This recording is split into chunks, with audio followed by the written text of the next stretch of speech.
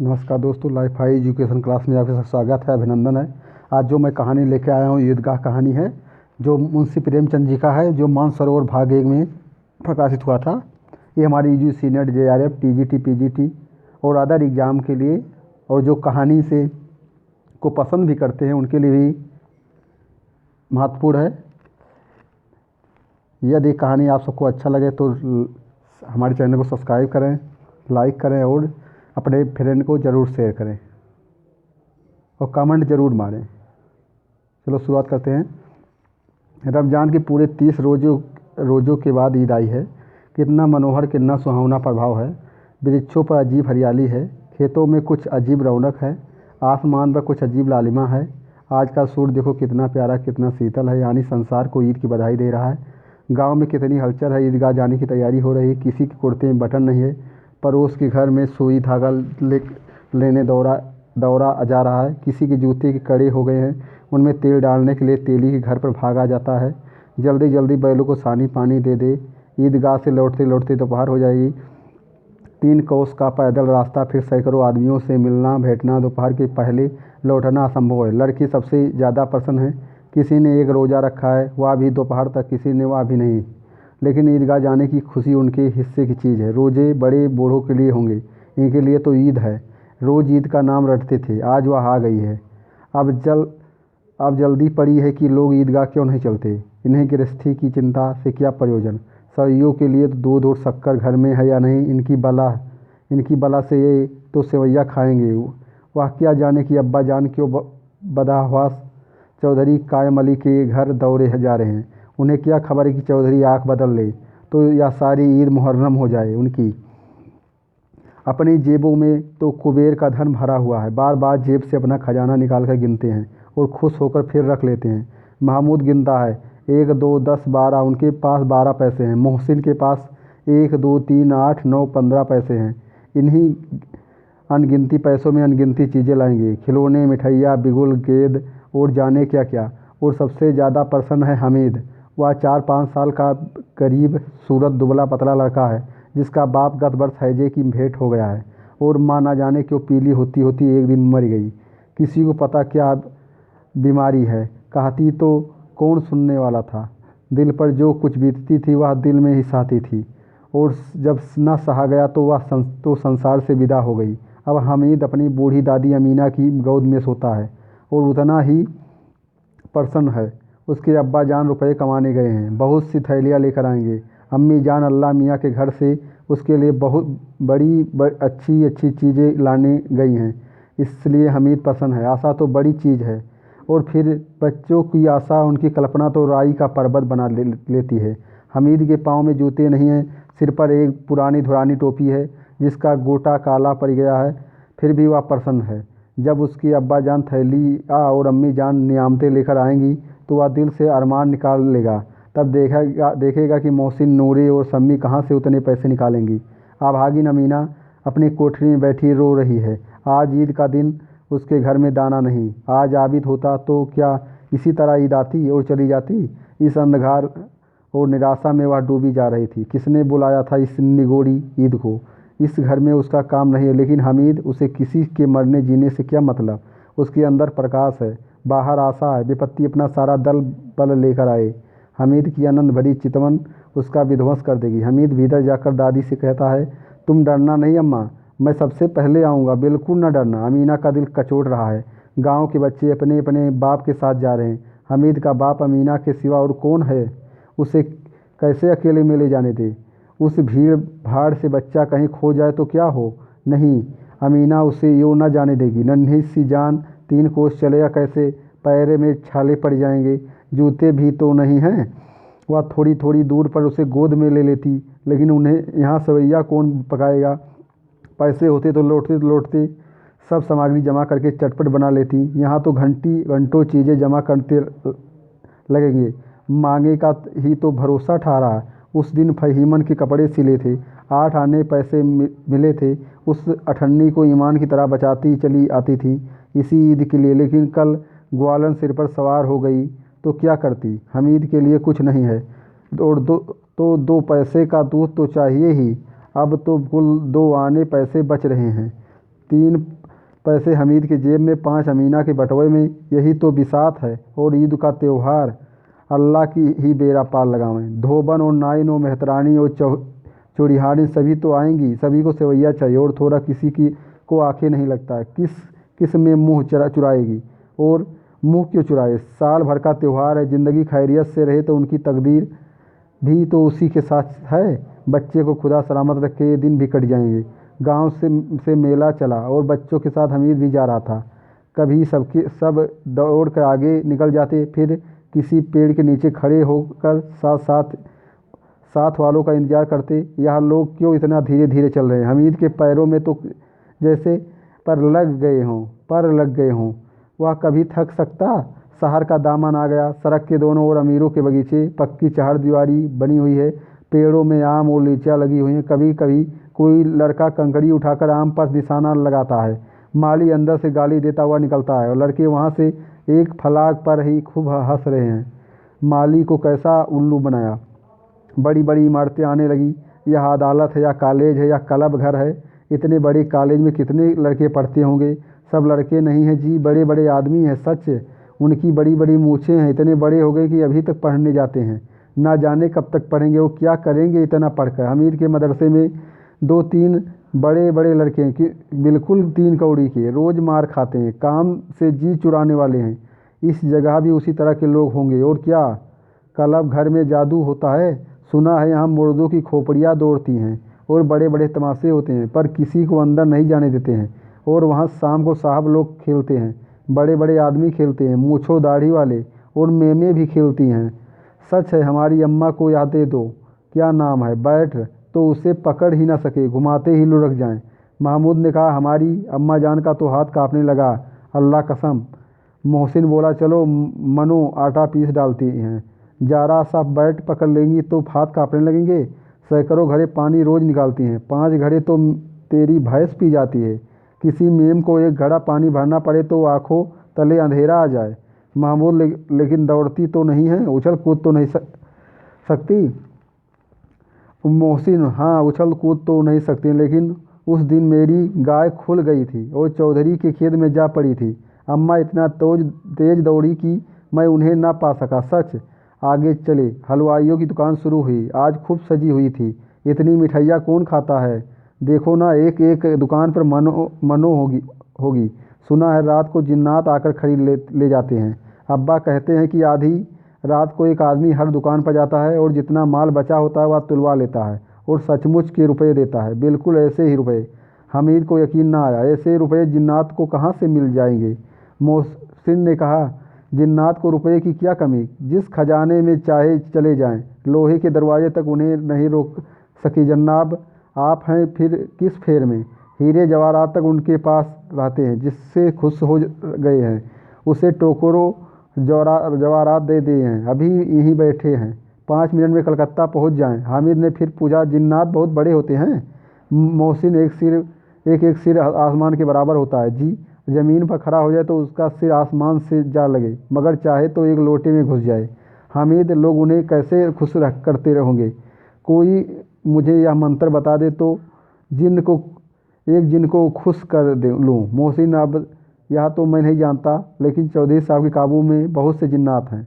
कोई चीज़ चोरी हो जाए, चौधरी साहब उनका पता लगा देंगे और चोर का नाम बता देंगे। जुमराती का बछवा उस दिन खो गया था। 3 दिन हैरान हुए, कहीं न मिला। तब झक मारकर चौधरी के पास गए और चौधरी ने तुरंत बता दिया, मवेशी खाने में है, और वहीं मिल गया।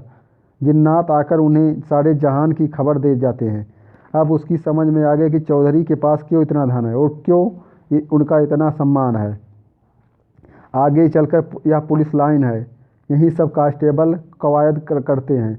रैटन फाय फो रात को बेचारे घूम कर पहरा देते हैं, नहीं चोरियाँ हो जाए। मोहसिन ने प्रतिवाद किया, या कांस्टेबल पहरा देते हैं तभी तो तुम बहुत जानते हो अजी हजरत, या चोरी करते हैं। शहर के जितने चोर डाकू हैं सब इनसे मिले रहते हैं। रात को ये लोग चोरों से ये तो कहते हैं कि चोरी करो, और आप दूसरे मोहल्ले में जाकर जागते रहो पुकारते हैं। तभी इन लोगों के पास इतने रुपए आते हैं। मेरे मामू एक थाने में कांस्टेबल हैं, 20 रुपये महीना पाते हैं, लेकिन 50 रुपये घर भेजते हैं। अल्लाह कसम, मैंने एक बार पूछा था कि मामू आप इतने रुपए कहाँ से पाते हैं? हंसकर कहने लगे, बेटा अल्लाह देता है। फिर आप ही फिर आप ही बोले, हम लोग चाहें तो एक दिन में लाखों मार लाएंगे। हम तो इतना ही लेते हैं जिससे हम बदनामी ना हो और नौकरी न चली जाए। हामिद ने पूछा, यार लोग चोरी करवाते हैं तो कोई इन्हें पकड़ता नहीं? मोहसिन उनकी नादानी पर दया दिखाकर बोला, अरे पागल, इन्हें कौन पकड़ेगा? पकड़ने वाले तो ये यहाँ लोग खुद हैं, लेकिन अल्लाह इन्हें सज़ा भी खूब देगा। हराम का माल हराम में जाता है। थोड़ी ही दिन हुए मामू के घर में आग लग गई। सारी लेई पूंजी जल गई, एक बर्तन तक न बचा। एक दिन पेड़ के नीचे सोए, अल्लाह कसम पेड़ के नीचे फिर न जाने कहाँ से 100 कर्ज लाए तो बर्तन भाड़े आए। हामिद, 100 तो 50 से ज़्यादा होते हैं। कहा, 50 कहाँ, 100 कहाँ? 50 एक थैली भर होता है, 100 तो 2 थैलियाँ भी ना आए। अब बस्ती घनी होने लगी। ईदगाह जाने वालों की टोलियाँ नजर आने लगी। एक से एक भाई भड़कीले वस्त्र पहने हुए हैं, कोई इक्के तागे पर सवार, कोई मोटर पर, सभी इत्र में बसे। सभी को दिलों में उमंग है। गर्मीरों का एक छोटा सा दल अपनी विभिन्नता से बेखबर संतोष और धैर्य में मगन चला जा रहा था। बच्चों के लिए नगर की सभी चीज़ें अनोखी थीं। जिस चीज़ की ओर ताकते ताकते ही रह जाते। पीछे से बार बार हार्न की आवाज़ होने पर भी वो न चेतते। हामिद तो मोटर के नीचे जाते जाते बचा। सासा ईदगाह नजर आई। ऊपर इमली के घने वृक्षों की छाया है, नीचे पक्का फर्श है जिस पर जाजम बिछा हुआ है, और रोजेदारों की पंक्तियाँ एक के पीछे एक न जाने कहाँ तक चली गई है, पक्की जगत के नीचे तक, जहाँ जाजम भी नहीं है। नए आने वाले आकर पीछे की कतार में खड़े हो जाते हैं और आगे जगह नहीं है। यहाँ कोई धन और पद नहीं देखता। इस्लाम की निगाह में सब बराबर है। इन गर्मीरों ने भी वजू किया और पिछली पंक्ति में खड़े हो गए। कितना सुंदर संचालन है, कितनी सुंदर व्यवस्था है। लाखों सिर एक साथ सिजदे में झुक जाते हैं, फिर सबके सब एक साथ खड़े हो जाते हैं और एक साथ झुकते हैं और एक साथ घुटनों के बल बैठ जाते हैं। कई बार यही क्रिया होती है, जैसे बिजली की लाखों बत्तियाँ एक साथ प्रज्वलित हों और एक साथ बुझ जाए, और यही क्रम चलता रहता है। कितना अपूर्व दृश्य था, जिसकी सामूहिक क्रियाएं विस्तार और अनंतता हृदय को श्रद्धा, गर्व और आत्म आनंद से भर देती हैं। मानव भर्तृत्व का एक सूत्र इन समस्त आत्माओं को एक लड़ी में पिरोए हुए है। मोहसिन कहता है, मेरा भिश्ती रोज पानी दे जाएगा साज सवेरे।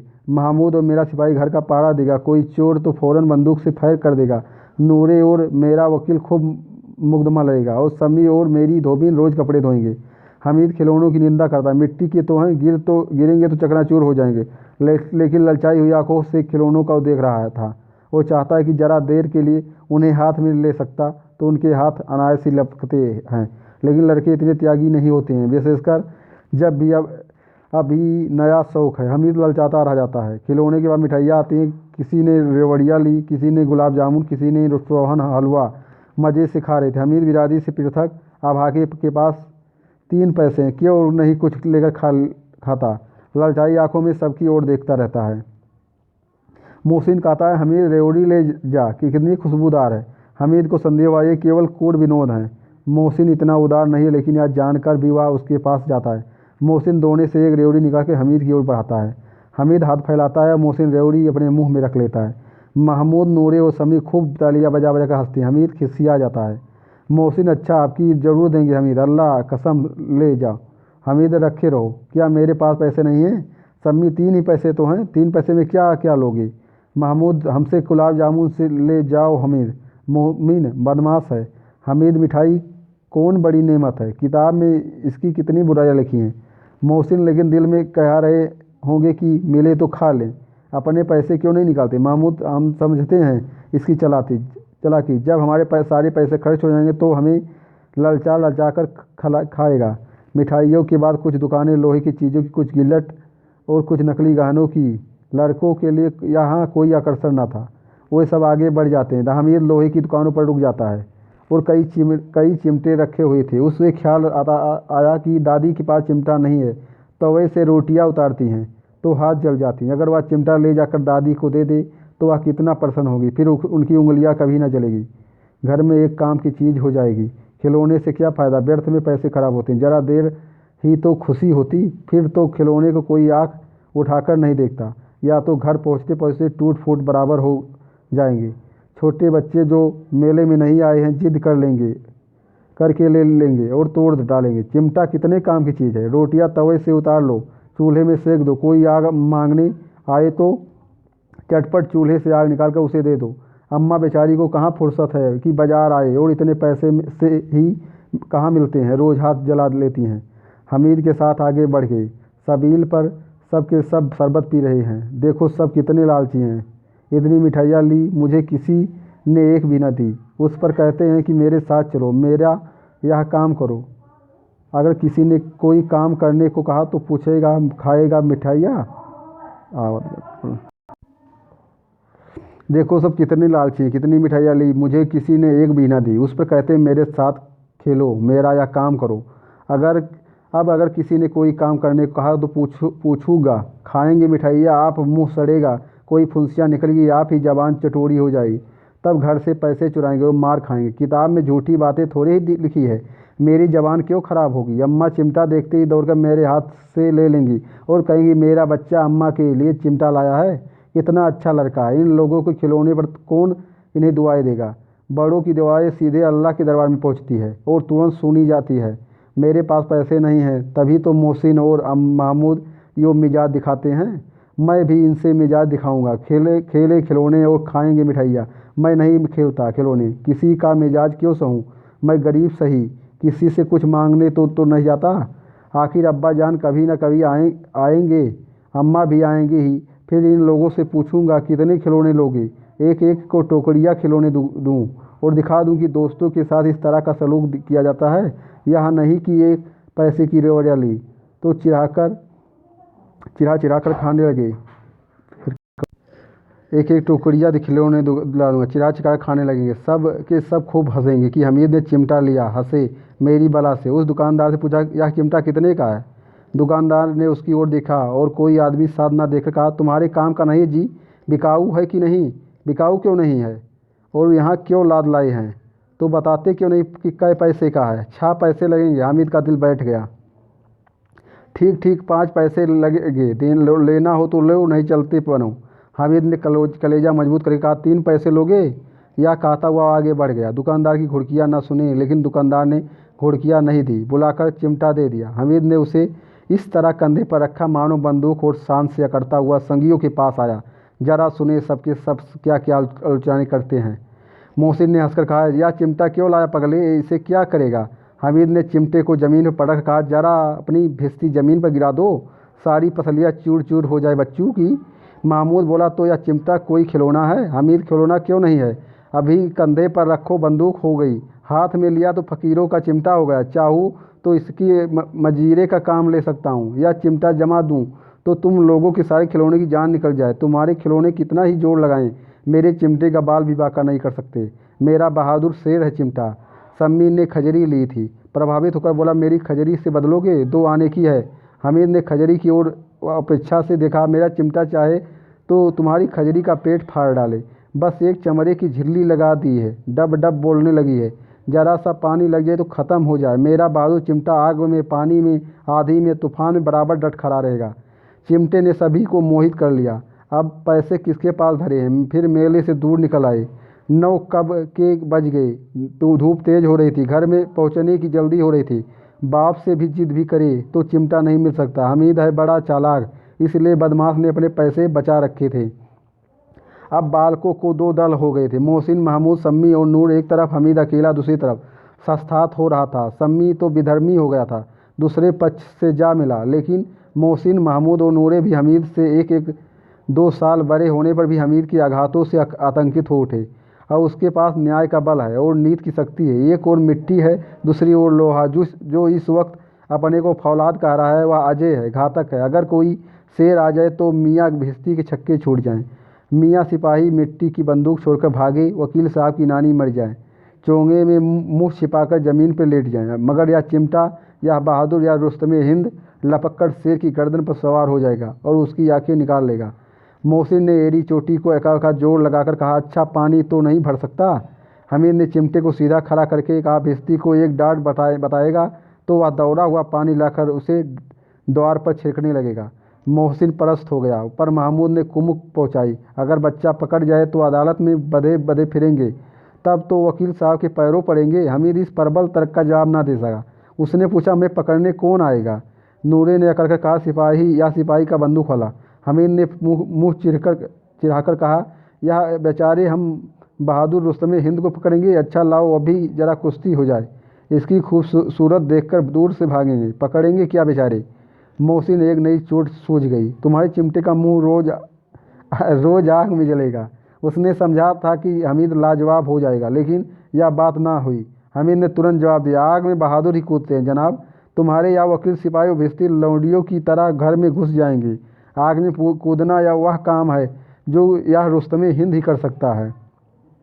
महमूद ने एक जोड़ लगाया, वकील साहब कुर्सी मेज में बैठेंगे, तुम्हारा चिमटा तो बावर्ची खाने में ज़मीन पर पड़ा रहेगा। इस तर्क ने सम्मी और नूरे को भी संजीव कर दिया। कितने ठिकाने की बात कही पट्टे ने। चिमटा बावर्ची खाने में ही पड़ा रहने के सिवा और क्या कर सकता है? हमीद का कोई फरकता हुआ जवाब ना सूझा तो उसने धांधली शुरू की, मेरा चिमटा बावर्ची खाने में नहीं रहेगा। वकील साहब कुर्सी पर बैठेंगे तो जाकर उन्हें ज़मीन पटक देगा और उनका कानून उनके पेट में डाल देगा। बात कुछ नहीं बनी।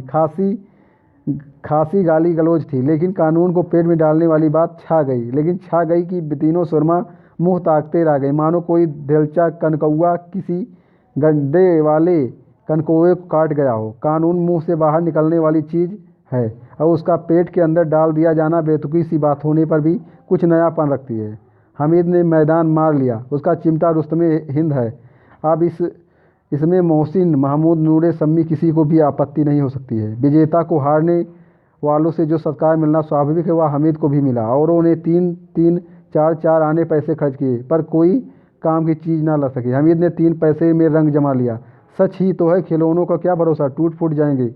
हमीद का चिमटा तो बना रहेगा बरसों। संध की शर्तें तय होने लगी। मोहसिन ने कहा, जरा अपना चिमटा दो, हमें भी देखें, तुम्हारा भिस्ती लेकर देखो। महमूद और नूरे ने अपने अपने खिलौने पेश किए। हमीद को इन शर्तों को मानने में कोई आपत्ति न थी। चिमटा बारी बारी से सबके हाथ में गया और उनके खिलौने बारी बारी से हमीद के हाथ में आए। कितने खूबसूरत खिलौने! हमीद ने हारने वालों के आंसू पोंछे। मैं तुम्हें चिढ़ा रहा था। सच, यह चिमटा भला इन खिलौनों की क्या बराबरी करेगा? मालूम होता है। अब बोले। लेकिन मोहसिन की पार्टी को इस दिलासे से संतोष नहीं होता। चिमटे का सिक्का खूब बैठ गया है। चिपका हुआ टिकट अब पानी से नहीं छूट रहा है। मोहसिन, लेकिन इन खिलौनों से के लिए कोई हमें दुआ तो न देगा? महमूद, दुआ को लिए फिरते हो, उल्टे मार न पड़े। अम्मा ज़रूर कहेंगी कि मेले में यही मिट्टी के खिलौने मिले। हमीद को स्वीकार करना पड़ा कि खिलौनों को देखकर किसी की माँ इतनी खुश ना होगी जितनी दादी चिमटे को देखकर होगी। 3 पैसों में तो उसे सब कुछ करना था और उन पैसों को इस उपयोग पछतावे की बिल्कुल ज़रूरत न थी। फिर तो अब तो चिमटा रुस्तम हिंद है, वो सभी खिलौनों का बादशाह। रास्ते में महमूद को भूख लगी। उसके बाप ने केले खाने को दिए। महमूद ने केवल हमीद को साझी बनाया और उसके अन्य मित्र मुँह ताकते रह गए। यह उस चिमटे को प्रसाद था। 11 बजे गांव में हलचल मच गई। मेले वाले आ गए। मोहसिन की छोटी बहन ने दौड़कर भिस्ती उसके हाथ से छीन लिया और मारे खुशी के जा उछली तो मियाँ भिस्ती नीचे आ रहे और सूर्यलोक सिधारे। इस पर भाई बहन में मारपीट हुई। दानों खूब रोए। उनकी अम्मा यह सुर सुनकर बिगड़ी और दोनों को ऊपर से 2-2 चाटे लगाए। मियाँ ने नूर के वकील का अंत प्रतिष्ठान अनुकूल इससे ज़्यादा गौरवमय हुआ। वकील ज़मीन पर या ताक पर तो नहीं बैठ सकता, उसकी मर्यादा का विचार तो करना ही होगा। दीवार में खूंटियाँ गाड़ी गई, उन पर लकड़ियों का एक पटरा रखा गया। पटरे पर कागज़ का कालीन बिछाया गया। वकील साहब राजा भोज की भांति सिंहासन पर विराजे। नूरे ने उन्हें पंखा झलना शुरू किया। अदालतों में खस की टट्टियाँ और बिजली के पंखे रहते हैं, क्या यह मामूली पंखा भी ना हो? कानून की गर्मी दिमाग पर चढ़ जाएगी कि नहीं। बाँस का पंखा आया और नूरे हवा करने लगी। मालूम नहीं कि पंखे की हवा से, पंखे की चोट से वकील साहब स्वर्गलोक से मृत्युलोक में आ रहे हैं। उनका माटी का चोला माटी में मिल गया। फिर बड़े जोर शोर से मातम हुआ और वकील साहब की अस्थि घोड़ पर डाल दिया गई। अब रहा महमूद के सिपाही। उसे चटपट गांव का पहरा देने का चार्ज मिल गया। लेकिन पुलिस का सिपाही कोई साधारण व्यक्ति तो नहीं है जो अपने पैरों से चले। वह पालकी पर चलेगा। एक टोकरी आई, उसमें कुछ लाल रंग के फटे पुराने चिथड़े बिछाए गए जिसमें सिपाही साहब आराम से लेटे। नूरे ने यहाँ टोकरी उठाई और अपने द्वार का चक्कर लगाने लगे। उनके दोनों छोटे भाई सिपाही की तरह छोड़ने वाले जागते लहो पुकारते चलते हैं, मगर रात तो अंधेरी ही होनी चाहिए। महमूद को ठोकर लग जाती है और टोकरी उसके हाथ से छूटकर गिर पड़ती है और मियाँ सिपाही अपनी बंदूक ले ज़मीन पर आ जाते हैं। और उनकी एक टांग में विकार आ जाता है। महमूद को आज ज्ञात हुआ कि वह अच्छा डॉक्टर है। उसको ऐसा मरहम मिला गया कि जिससे वह टूटी टांग को आनन फानन जोड़ सकता है। केवल गूलर का दूध चाहिए। गूलर का दूध आता है, टांग जवाब दे देती है। शस्त्रक्रिया असफल हुई, तब उसकी दूसरी टांग भी तोड़ दी जाती है। अब कम से कम एक जगह आराम से बैठ तो सकता है। एक टांग से तो ना चल सकता था और ना ही बैठ सकता था। अब वह सिपाही सन्यासी हो गया है। अपनी जगह बैठा बैठा पहरा देता, कभी देवता भी बन जाता है और उसके सिर का झालरदार सफ़ा खुर दिया जाता है। अब उसका जितना रूपांतर चाहो कर सकते हो। कभी कभी तो उससे बाट का भी काम लिया जाता है। अब मियाँ हमीद का हाल सुनिए। हमीना उसकी आवाज़ सुनते ही दौड़े आई और उसे गोद में उठाकर प्यार करते लगी। सासा उसके हाथ में चिमटा देखकर वह चौंकी। यह चिमटा कहाँ था? मैंने मोल लिया। कै पैसे में? 3 पैसे दिए। अमीना ने छाती पीट ली। यह कैसा बेसमझ लड़का है कि दोपहर हुआ, क्या कुछ खाया ना पिया? लाया क्या चिमटा? सारे मेले में तुझे और कोई चीज़ न मिली जो यार लोहे का चिमटा उठा लाया? हमीद ने अपराधी भाव से कहा, तुम्हारी उंगलियां तवे से जल जाती हैं, इसलिए मैंने इसे लिया। बुढ़िया का क्रोध तुरंत स्नेह में बदल गया और स्नेह भी वह नहीं जो पलगर्भ होता है। वह अपनी सारी कसक शब्दों में बिखेर देता है। यह अमुक स्नेह था, खूब ठोस रस और स्वाद से भरा हुआ। बच्चे में कितना त्याग, कितना सद्भाव और कितना विवेक है कि दूसरों को खिलौने लेते और मिठाई खाते देखकर सब इसका मन कितना ललचाया होगा। इतना जब्त इससे हुआ कैसे? वहाँ भी से अपनी बुढ़िया दादी की याद बनी रही। अमीना का मन गदगद हो गया। और अब एक बड़ी विचित्र बात हुई, हमीद के इस चिमटे से भी विचित्र। बच्चे हमीद ने बूढ़े हमीद का पाठ खेला था। बुढ़िया अमीना बालिका अमीना बन गई थी। वह रोने लगी, दामन फैलाकर हमीद को दुआएं देती जाती थी और आंसू की बड़ी बड़ी बूंदें गिराती जाती थी। हमीद का यह रहस्य क्या समझता? समाप्त होता है यहाँ पर ही। नमस्कार। यदि ये कविता आप सबको कहानी सही लगे, पसंद हो तो मेरे चैनल को सब्सक्राइब करें और लाइक शेयर ज़रूर करें और कमेंट ज़रूर मारें। धन्यवाद।